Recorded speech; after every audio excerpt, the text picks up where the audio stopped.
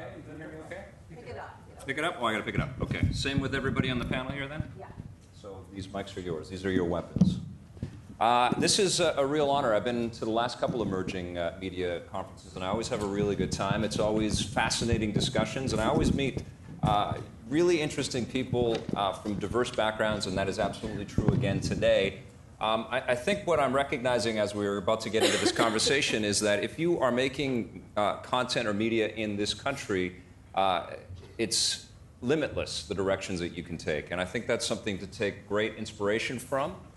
Even though it is scary, even though finding money to be able to create your dreams might be difficult, there are a lot of ways that you can do that. And here are four individuals that can express exactly that. Here's Calvin Wang, who is the CEO of Loud Crow. Anna Serrano, who is the producer of Private Prison Dancer. Here's Jay. Private Dancer, Tina Turner classic. Do we all want to sing it? No? Okay. Here's Jay Ferguson from 3 O'Clock TV and Tim Carter from Contradiction Films. And what I want to do, because not everyone in the room might be familiar with everyone here and their background, is I want to go one by one really quickly and just ask them specific things about their projects and their background and how they got into what they're doing. And then there will be time for a Q&A after, and also I want to have some general questions for the panel as well. So let's start with Calvin and Loud Crow. And I got to know a little bit about Calvin's background. You started in video games. That's right, yeah. I worked for Electronic Arts for several years as a development director. So. And then you decided that it was time to make a change. What precipitated that? Because video games, I think to most people that maybe not involved in the industry, look like everybody's making billions of dollars. Well, yeah, I think some people are making billions of dollars. That may be the case. For me, it was just a personal decision to kind of move out of gaming, do something different. Honestly, I wanted to take some time off from the rat race, spend it with my kids. Mm-hmm. My son at the time was under a year old. And during the course of that time off, I actually received a bit of inspiration from my 4-year-old daughter as she was interacting with one of those cardboard books.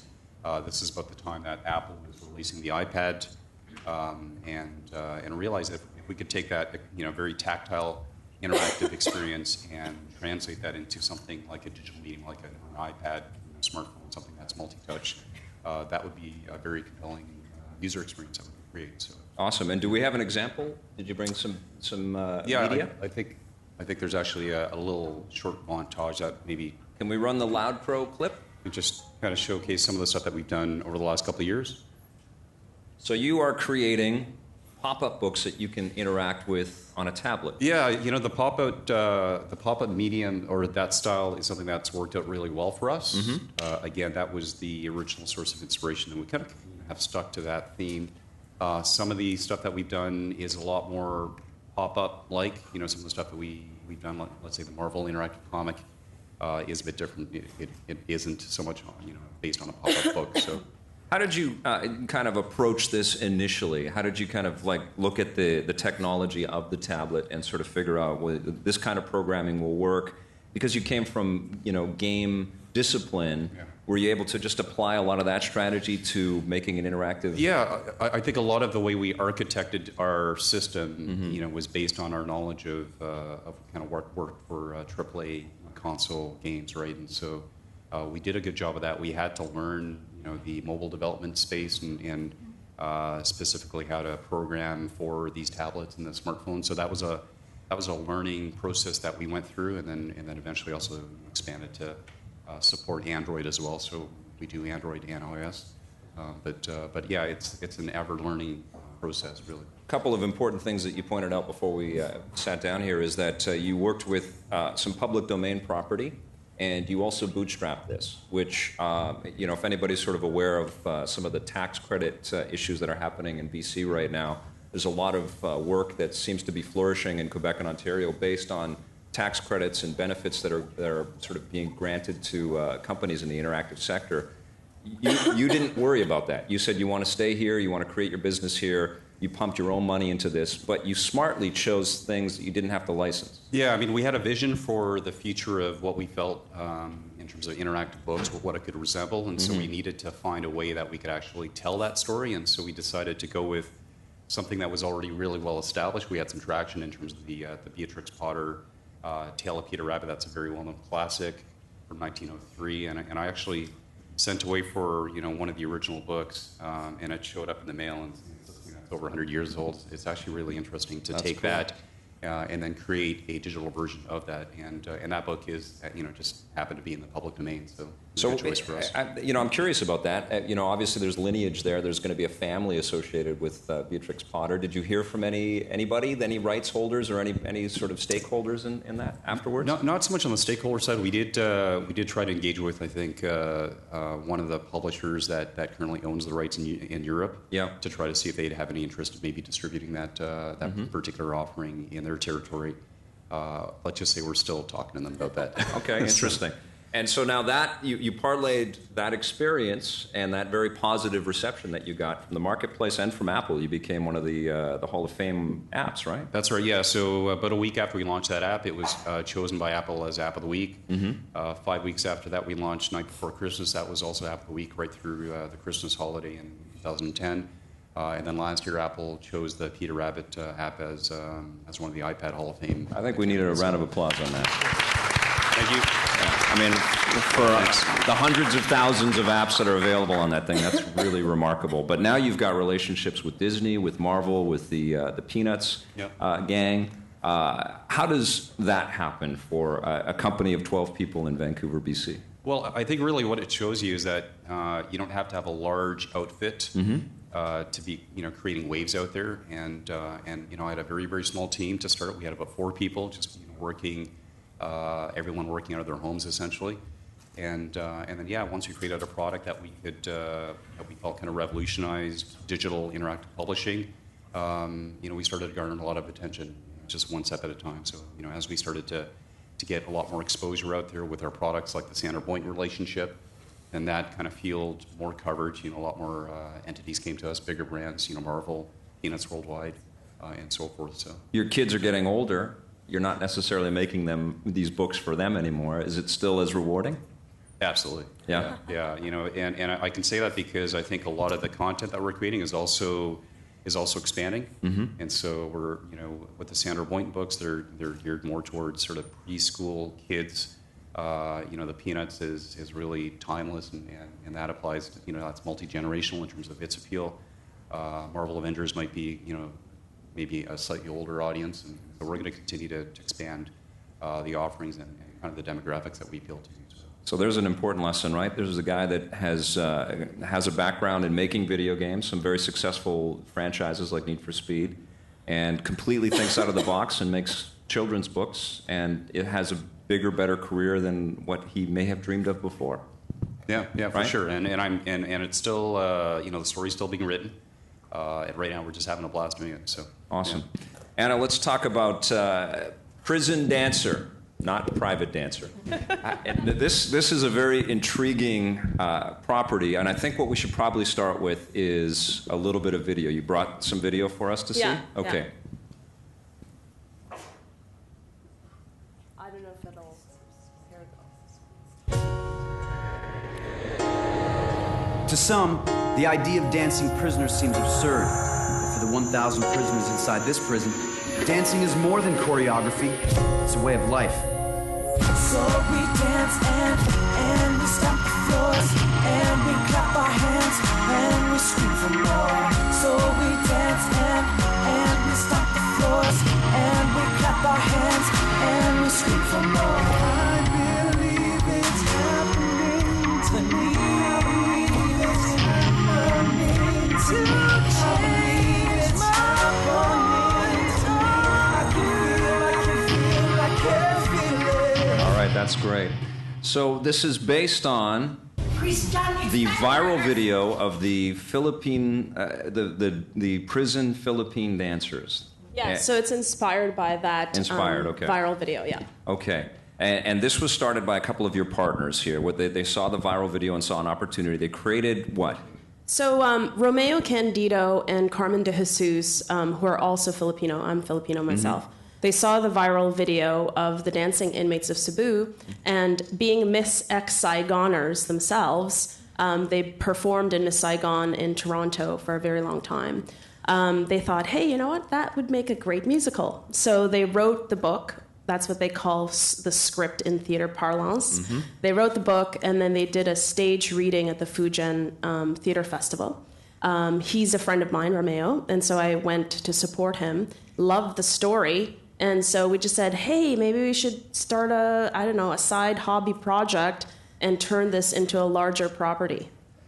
You have to describe this, the sort of circle that this property is taking, or this sort of multi-threaded journey that this property is taking, because it's astounding. I've never heard of anything like this. So what's going on with this? So, well, I should first of all say that most of you know me as Anna, who works at the Film Center, and I have to thank Slawko Klimke, my boss, who is very open about having his employees have their own artistic practice or have their own kind of production practice. So I've always done sort of independent productions on the side, and this one just happened to kind of be much larger than I had anticipated. But basically, we decided to take the stage musical and create a web series mockumentary out of the fictionalized story world that Romeo and Carmen created after having seen the viral video. That web series then has a bunch of other tentacles to it, because then we're also in the process of developing vlogs, weekly vlogs by the characters that were created by Romeo and Carmen.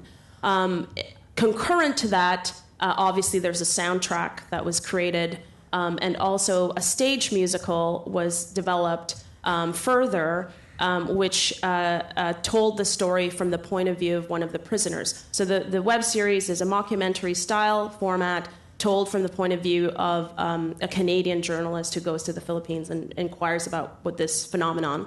The stage musical is told from the point of view of one of the prisoners who gets let out of prison and fulfills her dream of being on stage.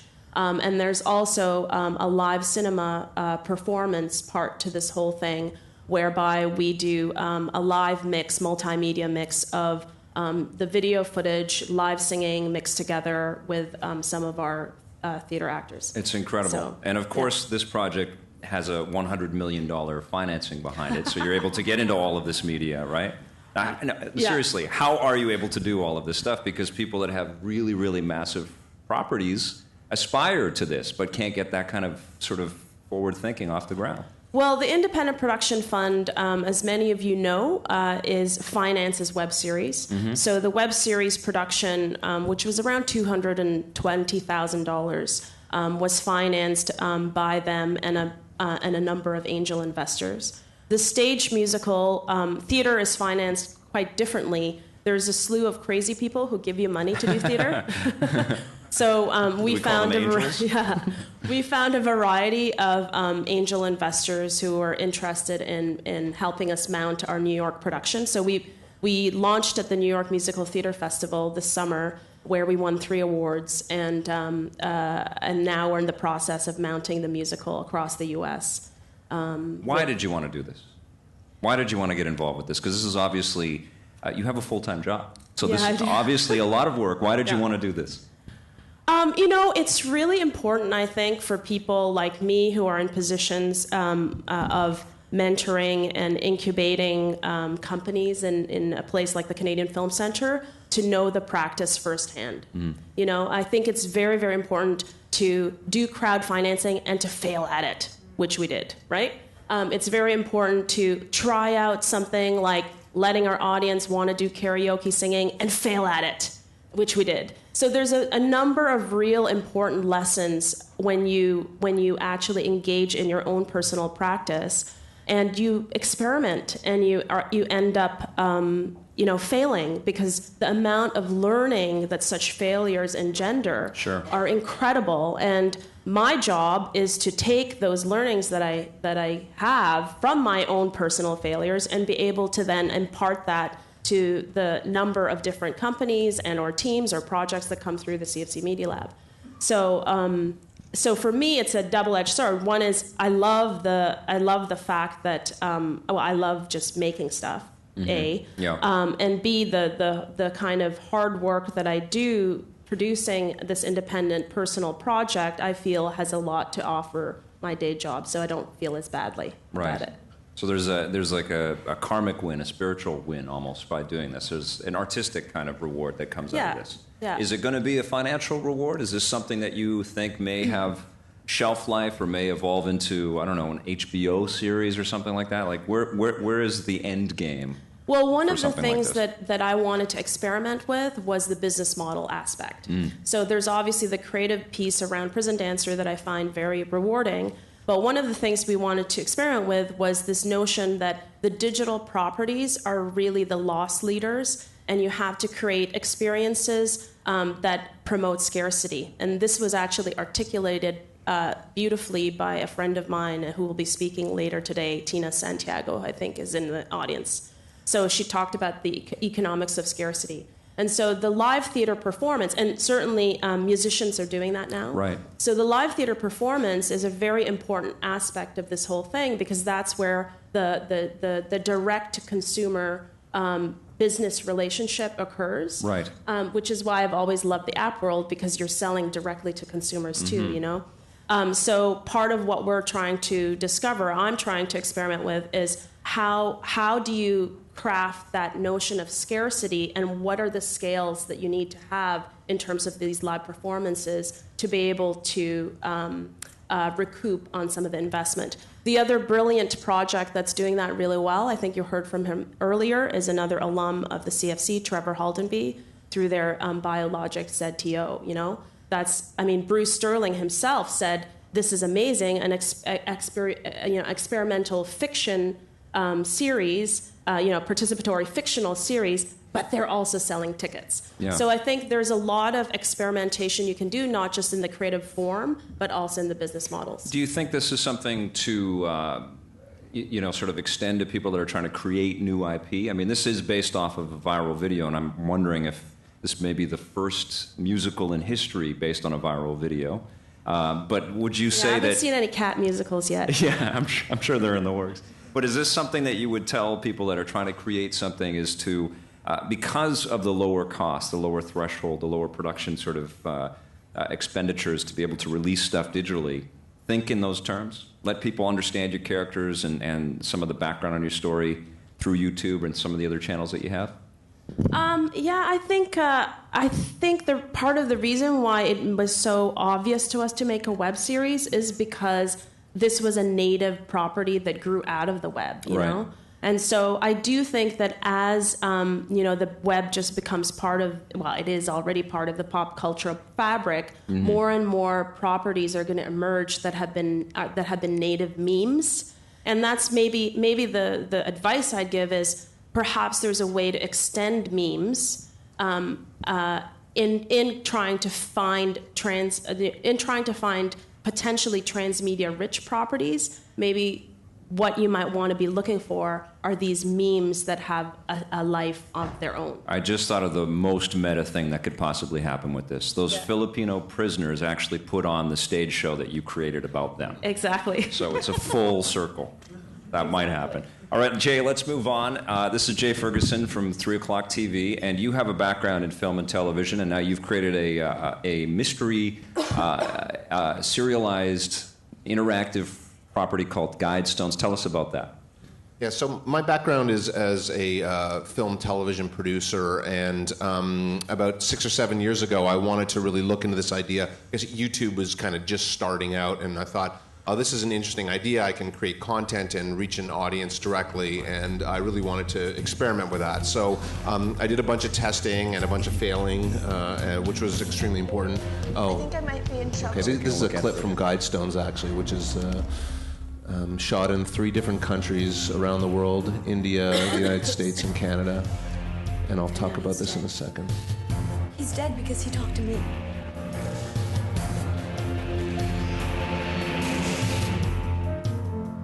I need you to see something. Good. Did you have help from all of those countries in order to make this, or was this all strictly Canadian? No. Well, except from Canada. I mean, Yeah. we got some funding from Canada, but I'll get into that in a second. So, I mean, basically, I wanted to try and create content online, and so I did spend a lot of time researching audiences and trying to see what they want to do online. And you know, we all know when we go, when we consume content, when we walk into a movie theater, our attention span is different than if we're watching television and you're watching something on your iPhone or something on your computer. So that really influenced what I ended up designing. What I ended up designing over the course of a few years and a lot of thought and a lot of research was this project called Guidestones. And what it is I have to, you know, I want to say that I'm here, I feel a bit like a fraud, actually, being here, which is... This is not an AA meeting. No. I really need to talk about this. I always feel like a fraud most of my life. I think anybody who produces anything feels a bit like a fraud. You know, I feel like I wanted to reach audiences online, and I found that audiences wanted to be interactive. But, you know, I'm from a real linear, traditional storytelling background. And so what I started to do is I thought, well, you know, how can we make it interactive? But, you know, we still want the story to kind of go in a certain direction. This is not a choose your own, you know, craziness that goes off in all sorts of different directions. You know, it still needs to be, there still needs to be a voice. And so what I did, which ended up becoming Guidestones, was now being called a transmedia or multimedia or interactive or ARG. The ARG community has actually taken it up. And it's like, I didn't even know what ARG meant until after we launched, and then the ARG community came and took it on. But what the fundamentals of it are is that it's a murder mystery. Every episode ends in a cliffhanger, and what I wanted to do is I wanted to let the audience sort of, you know, take on some of the stuff that the characters are doing. So as the characters are sleuthing to try and solve these cliffhangers, hidden within the episode, there's a clue that you yourself can Google and then go online and find that information. So if a mysterious car drives by, you can Google the license plate, and that'll take you to a website which we've designed, which has, you know, maybe some sort of symbol that you can click on and you get to, you know, hidden video. And so there's this whole treasure hunt that you can do online. There's about 3 hours of hidden content online that goes very deep. And this was all in a way to get the audience to be doing something interesting. They get a little bit ahead. They can actually do something between episodes of this series. And so this has become an ARG, and then I end up sitting in front of you for Jay, some reason. You're not a fraud, first of all. I mean, you described what you did to get this thing off the ground as designing it. And by virtue of that, just that word, that is what you're doing. You're thinking out of the box. You're thinking of this as a game, almost. I mean, you're presenting this in little bite-sized chunks of narrative, and you're allowing the consumer of this to sort of weave their way through the story that you're designing. And I feel better now, thank you. Yeah, I mean, writers for linear film describe themselves as writers, and you just describe yourself as a designer, as an architect. Yeah, I mean, for sure, and I think that, you know, it's been a very interesting journey, you know, in terms of building this thing and trying to take really traditional storytelling and adding elements. I mean, we all know that when we tell the story, that somebody has to tell the story, right? Yeah. Somebody has to be telling the story. You can't. It's just not like we all know what happens when you tell stories by committee, right? They end up being terrible usually. Well, game designers will refute that. Like the people that work on World of Warcraft, they don't want to take the reins on telling the story. They want the gamer to kind of weave their own fiction into their experience. It's true, but there is still somebody overseeing where you go in general. I mean, like, as much as you think that you're doing it on your own, somebody else is actually... There's a plotter. Yeah. Of some kind. Yeah, and so like in many ways, when it comes to gaming, it's much more complicated, and that's why like I feel slightly fraudulent sitting here because I don't know, like I can't go that deep, like, you know, like where you go is deep, man.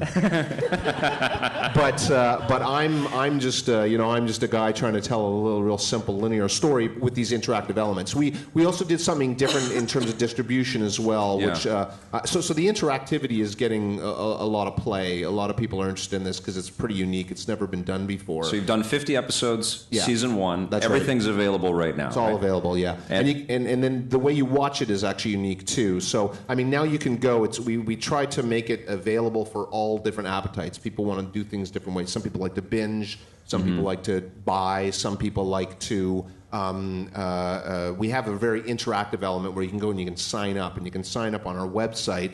And what happens is that you put in your email or through Facebook, and what happens is that the episodes get sent to you. So if you sign up now, it starts now. The episodes are delivered to you over the course of 4 weeks, and it comes to you in real time as it happens to the characters. So it's kind of a cool thing, and it has all these other interactive elements. So we kind of, there's lots of interactivity to it, and we're discovering all sorts of very interesting stuff. Do you have to watch the episodes in order? Do you have a sequential kind of thing? You got to watch them in order. Okay. I've never tried to watch them out of order, but I think it would be quite confusing. There's a series out right now that Tim is definitely aware of called H+, that Brian Singer is executive producer on, and talk to the creator of that, and you can watch those episodes in any order that you want to. Does that make your brain just rattle around inside your head? Oh yeah, I'm not smart enough. Those guys are way too smart. It really does seem like a massive undertaking to think like that. But so does this. And now you're about to go into season 2. How do you make a living doing what you're doing, coming up with 3-minute episodes that people can explore any way they want to? Yeah, well, we're really lucky. So we, our funding for season 1 was, and it wasn't a lot of funding, you know. I mean, it's expensive to make this stuff, and so we didn't.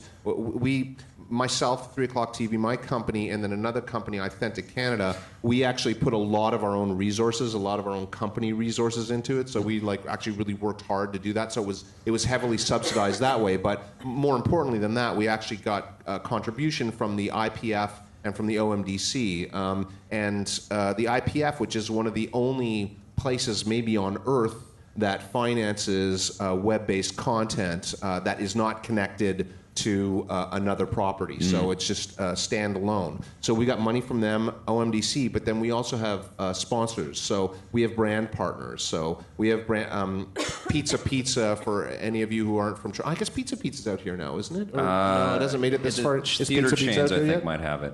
No, it's not. I should know that. Yeah.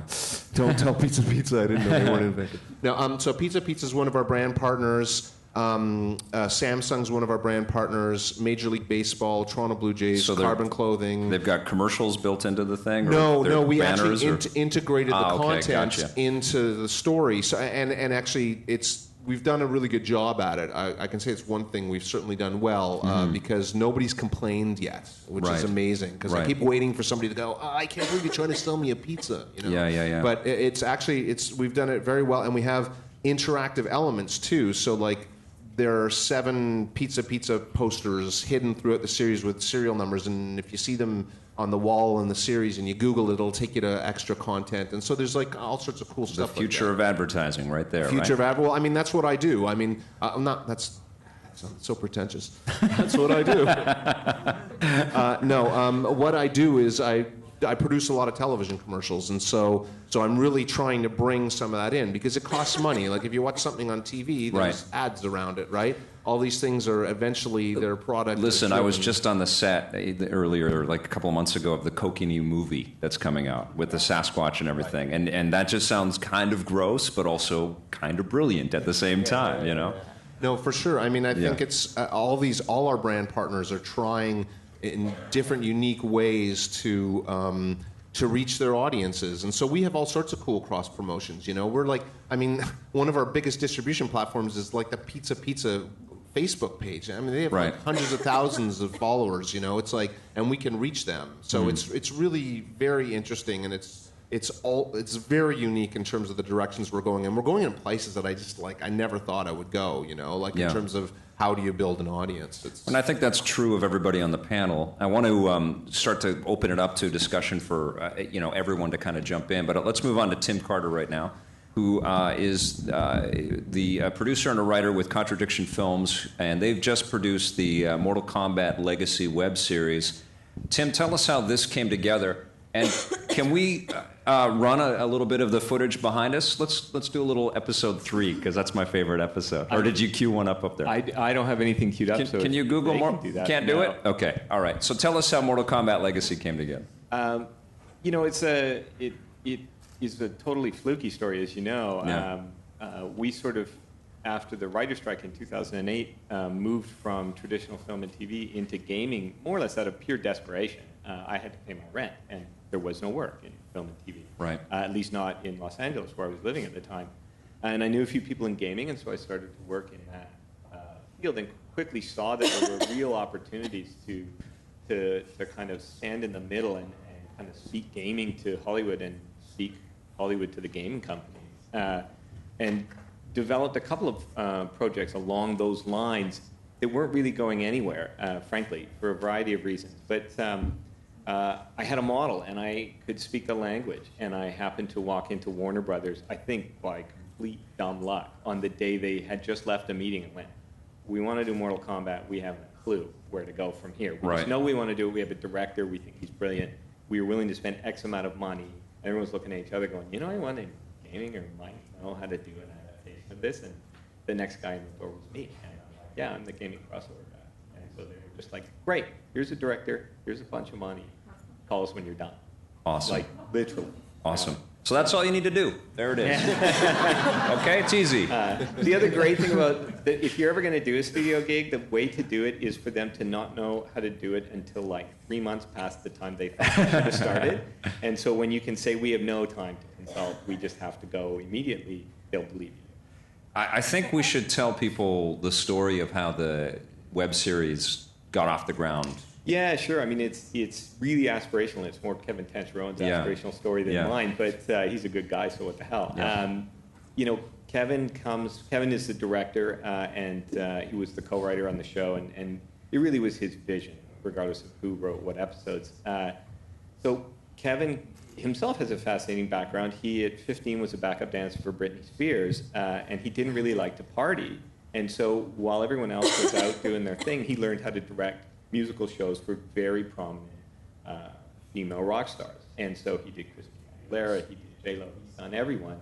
But he's a 24-year-old guy and he wants to make genre movies. He doesn't want to do He's a fanboy. He turned down 2 episodes of Glee while he was working with us, right? Right. Glee would call and say, look, come back. He'd say, I can't do it. But he wanted to do something other than Glee for the rest of his life. And but he didn't know how to break into it, and he had done Fame, and Fame had been a bit of the reboot of Fame, and it had been somewhat problematic, the movie, and it wasn't well received. Not him, I don't think. Hold your mic up a little. Sorry, there we go.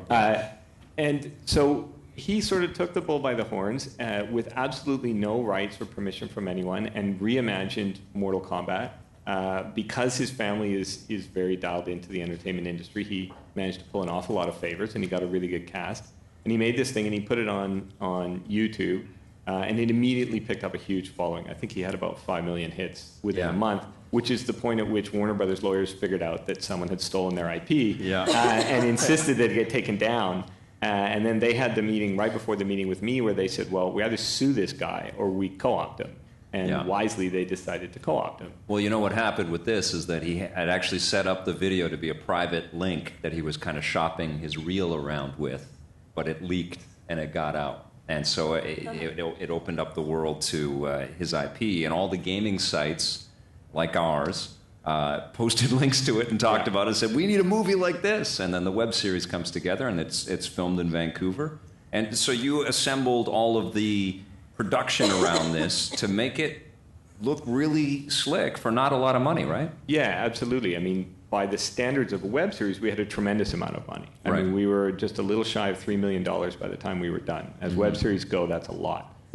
For 90 minutes of action with full CG fighting robots, and I think I had a stunt crew of 25 people, and we blew things up, and I had guys on wires and machine gun battles. It's a tiny amount of money. Yeah, I don't think you can just write it off like that either, because I think everybody, if they're aspiring to make movies, TV, or web content at all, they need to see this, because Kevin was really ambitious, you were really ambitious, and I don't think it's so much the quality of the content or the storytelling that really comes off, but it is the variety, and it is how much you guys were able to pull off. You made 10 episodes altogether? 9. 9 episodes.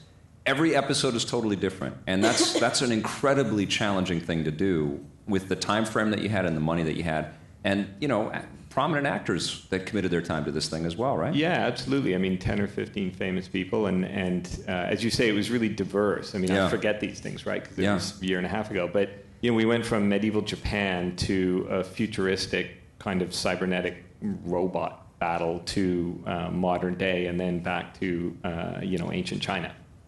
And some animated bits in there. And some animated bits, and we had a fantasy world with guys in full, sort of body outfits and things like that. Which, if you're ever making an indie film, is absolutely not what you want to do. You want to find one location and one setting and reuse all your costumes and duplicate. Watch Rear Window a lot. Yeah, exactly. Yeah. But that was his vision, and so we decided, well, let's take a shot at it. Okay, so you finish this series. Obviously, there's a brand name recognition out there. There's an audience hungry for the content in this world.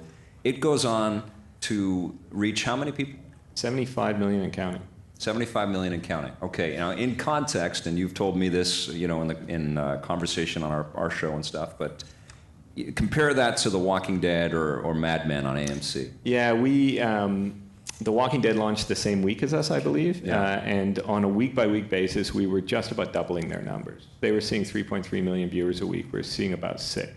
Now, we're on all week, whereas The Walking Dead is on, I don't know how many They're times, on all week. Well, okay. I mean, AMC ain't I'm not dumb. sure about it at the beginning, but Yeah. it was amazing. I mean, it's a testament to the show, but I think it's a testament to the value of the Mortal Kombat brand and the fact that there had been this little teaser out there that had gotten everyone excited, right? And that there was a network for the information to go out there. I mean, it's why we work. Mainly what we're doing now is working with gaming IP in one way or another, whether we're creating it, being part of the gaming team, or taking it to live action.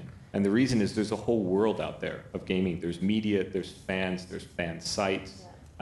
So when you tap into that, there's this big infrastructure that we're plugging into, and typically we're plugging in with a brand that people recognize already.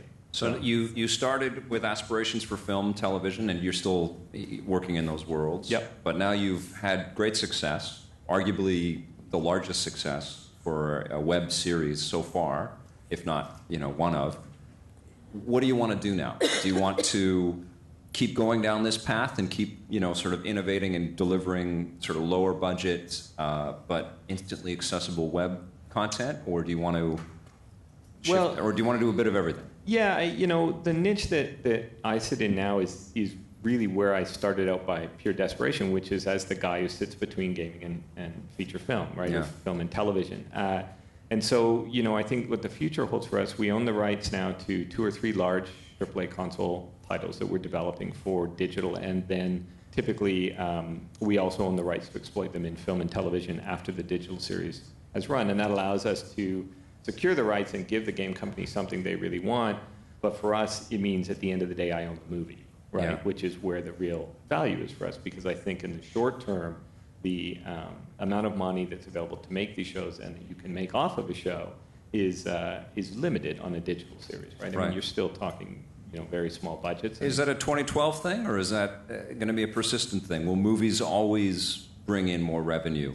Like going to the theater, will that theatrical experience always be the crown jewel of entertainment? Well, I actually think that the real money on entertainment is probably in television. Yeah, and it's in syndicated syndicated TV. television, Yeah. right? Yeah. And I think that's where these gaming kind of crossover shows have a real opportunity. And I think you've got to fold it in with what's going to happen with next-gen consoles, where, Microsoft has made it very clear they want to own your living room. Yeah. Well, if you're making content and you think that you might be making it for the living room, you should be talking to Microsoft. Right? Yeah. I mean, they're going to become a huge new player in this, and they're going to be duking it out with Google and Apple, right? Both of whom also have incredibly deep pockets and are looking for content. Now, is that going to compare to, say, HBO, or are they going to have, HBO now has HBO Go, which I don't think you can get in Canada, but, they're also stepping into this space. When you see those guys stepping into it, I think there's real potential there for it to grow. Whether it'll grow to that level, who can say? Do you aspire to build your own stuff, or are you more comfortable kind of working with other people's work? Oh, at the moment, almost everything that we're really pushing is based on another brand. As you know, I also work in gaming as a writer, and so I'm involved in the creation of a number of IP right now that, where we're looking already to leverage them into film and television. But if you're launching a digital series, or for that matter, a film or television project, it's always an uphill battle. It's always going to be excruciatingly difficult to Right. get something off the ground. It's just that much less excruciating if it's based on a huge brand. Which is something we talked about before the panel, is just how do you get people to pay attention to anything you make anymore? The Yeah. idea of mass market and all of us watching the same thing is really difficult. So, you know, what I want to do is I want to applaud these guys right now, okay? Because this is a big deal to be carving a route in Canada, making cool stuff in 4 completely different directions. And I want to kind of, I want to bring up this idea of transmedia, because it's a brand that's being thrown around in the program, and it's you know, part of the description of what this conference is all about. But there is a little bit of a sour taste in people's mouths about this brand. Jay, why is that? Well, actually, I want to follow up a little bit on what you were saying, is that, you know, this idea of, like, what is the gold standard you're saying in terms of, I mean, in the end, we've got to monetize this stuff, right? Right. In the end, It's a this stuff business. all has to be monetized. So Yeah. this is not exactly answering your question, I'm sorry, but the thing is that, like, we're working with Samsung right now to create an app, because, you know, there's smart TVs with apps, Mm-hmm. and it's like, and where Guidestones would actually be something that would come with your Samsung TV. So in a way, you know, how are these things going to be monetized now? Is it, you know, somebody actually handing money over at a box office, or is it like when you buy your TV? I mean, it's really, you know, it's odd, and I think that, you know, we don't know exactly where it's going, and it's going to become like right now I get music on subscription basis, you know, Right. and I know that Netflix is starting to finance stuff, and that's a whole other, that's a subscription model as well. So. You know, where the money's coming from is it's changing and evolving, and I think that leads directly into your question about transmedia. It's like, Right. What does it mean? Yeah, I mean, I think we all cringe when we say the term transmedia now for some reason. I don't know, maybe because it's been around for too long. Maybe we need a new word. I don't know what it is, but this idea of, like, creating something that moves beyond the traditional screens that we know, and goes into the real world, and goes in, you know, all over the place, and into marketing. I mean, I think that in the same way that the way we get it, whether it's through a smart TV app, or in the, you know, as a live musical, or on your iPad, it's just like the whole. I've been thinking about this so much for the last few years, and it's like my mind, I'm still confused, you know, nothing, it just gets more and more confusing. Trust me, anybody who's heading down this path, it just gets more and more confusing, because more doors open and more possibilities happen, and it's like, it used to be really easy, actually, and I mean, it seemed that at the time. There's but 4 channels. Exactly. It's Yeah. like you go, and that person says no, and that person says no, and that person says no, and that person says no, and then the project's dead. Great, Yeah. you know? Yeah. But now it's That's like, an accurate representation of Canadian development. I actually really liked Jeff Gomez's intervention in the beginning, which is like, I think we've moved beyond the scavenger hunt. Mm-hmm. And so for me, I thought it was interesting that he really focused on, are these characters and or story settings, story themes, plot, story itself, story world, compelling enough and rich enough for us to delve deeper into in whatever medium we decide to enter into them. Mm-hmm. And I think, yeah. So I love. I mean, there's all sorts of interesting examples of augmented reality games. Jay, Guidestones is one of them. Sorry to tell you that, Yeah. and therefore is potentially transmedia. But what we're interested in with Prison Dancer is, how do you actually think about this in a longer term type stuff, where you've got this, you know, viral meme of this transsexual playing the role of the girl in the Thriller dance, and you just know that people are thinking, who is that guy? Like, how did they get there? Who are these people in this prison? Did the warden make them do this? Right. Like, what is going on? And then so that is the entry point through which we can then start to define some of these fictional For sure. tentacles. Because we all see movies all the time where we see these interesting backgrounds or supporting characters, and we go, I'd like to follow this guy around for a little. Now we have the technology to make that happen. I mean, the stupid thing that we're doing, well, I don't know if it's stupid, but it's a lot harder to do this kind of longer term sort of story world, slow burn creation across multiple platforms when the brand or story that you're starting with isn't Mortal Kombat. Right. You know? Well, this is, I think, a very important question, and I think probably one that a lot of new content creators have. You know, should we bother to come up with something original and not make any money at it? And is that definitely going to be the course? Or should I try to tie myself somehow with one sort of job or some way to an established media property?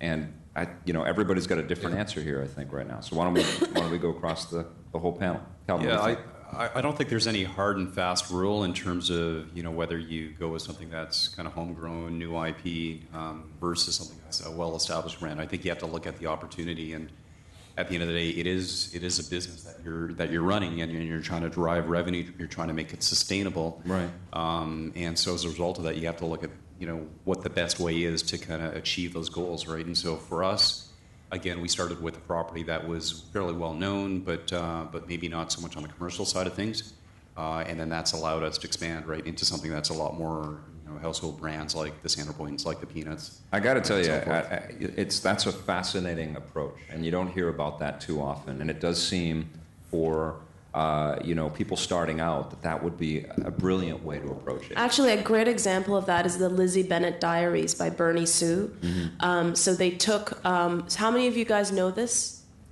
Okay. So basically, it's Pride and Prejudice. So taking exactly something that's from the public domain. It's well loved by people, and then extending it into the modern world. It's a web series and a whole variety of other things. Okay.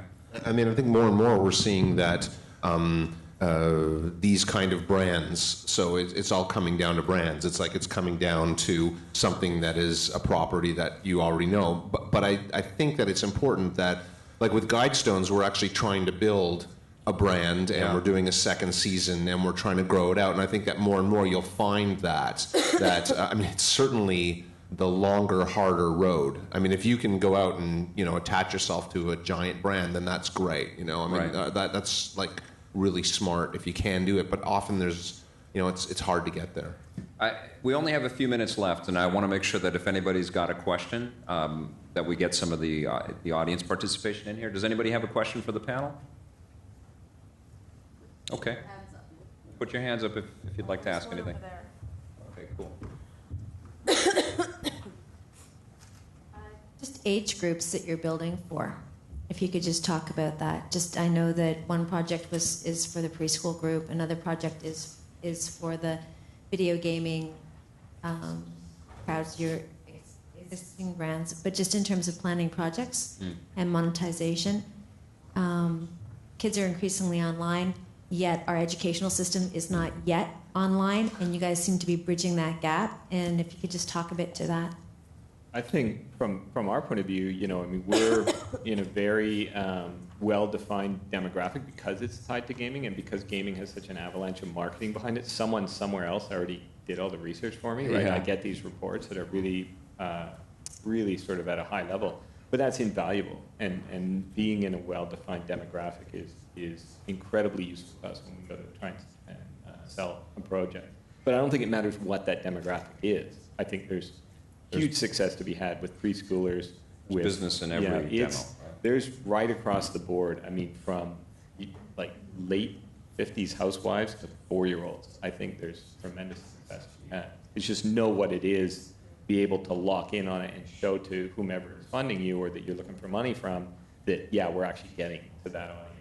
It's interesting. We had an interesting experience where we built our show for the sort of 18 to 34 demo. It was like we were going right down the path, and then suddenly when we launched, we found that teenagers, and actually younger than teenagers, were really getting into the show. And then we found parents and children watching the show together, and it was something I was not expecting, that 10 and 11-year-olds who are going to really get into this, but they love this idea that they watch something and then they can Google and do the same thing the characters are doing. So I found that really heartening, actually, in many ways, because it was like kind of fun to have this interactivity happening for a younger demographic than I was expecting. So sometimes you don't know who you're going to get. Yeah, for us, actually, that's a really key component of our philosophy in terms of building the experiences that we build, is that, we are targeting to the younger demos, but at the same time, we really foster that whole shared experience between the kids, the parents, the grandparents. Kind of like, you can watch Pixar movies, right? The kids love it, the adults love it just as much, right? And so if we have I wonder if that's a sort of a side thing that's happening because there is so much out there. It's like the family clusters on this little island of content that they watch together, because otherwise there would be no coming together. Every household would be so fractured and everybody would be into something different that if they didn't find some kind of common project that they could all watch together, they wouldn't. They never would get together. Everybody would be on their own screen and living their own screen life. I find that with our TV shows as well. Like, we have families that come up to say hello to us when we're at different events and stuff, and they all watch together. Nothing that I dreamt of when I first started, but it does feel like maybe this sort of fractured media universe that we're creating is bringing families closer together in their viewing habits. I don't know, are you finding that with Prison Dancer? Well, I think what's interesting is the language of communication has changed, so that and this is totally like off the cuff. I have no research data around this, okay? But my impression is that the way people share video is their way of they might not cluster around a TV and have a shared viewing, real-time experience. But I bet you that families do end up having a shared cultural experience because they pass videos around internally in these intimate networks. So, because I know that's happening with larger networks, with your friends, with your coworkers, presumably for tight-knit families, that's happening as well, and that certainly happens in mine. Yeah, that's cool. That's definitely something to think about. Any other questions? We have 1 minute left. Would you do what you've done before again, or are you thinking of something totally different for your next work? Absolutely. I think we are, in fact, midway through doing a number of other projects, trying to do them better, trying to take them further, and, hopefully owning the rights to them. But, we're absolutely taking that and going to the next step. Jay, same thing? I've been trying very hard for about the last year to stop doing this, and they keep pulling me back. Now, I can't stop doing it, and there's more interest to continue doing it, and I love it. It's hard, but it's worth doing. It's really worth doing. Anna? Well, I just began, so I can't really answer that question. We actually have we're part of the Real Asian Film Festival coming up this month in November. We're doing our multimedia performance there. We're the centerpiece presentation on November 9th, which is a Friday for anyone in Toronto. And we're in the process of doing a workshop in the U.S. right now. It sounds like out of everybody's project, yours is going to be the hardest to define and to ever think of replicating again, because it is going in so many different tangents. Yeah. I don't know. Yeah. I don't know if this opportunity will come around again. Yeah, exactly. Calvin? I think you've answered this, but yeah, for me right now, I'm not thinking about anything in terms of next. This is I'm on a trajectory that I'm extremely excited about. The team that I work with, they're absolutely amazing individuals, and this is a ride of a lifetime. So awesome. Continue doing it. Very proud of Canadian media makers right now. This is totally cool. 4 different stories, 4 different directions, lots of amazing work and cool properties. And I hope that everybody here is equally inspired and goes off and creates some cool stuff that we'll talk about next year. Thank you very much. Thank you.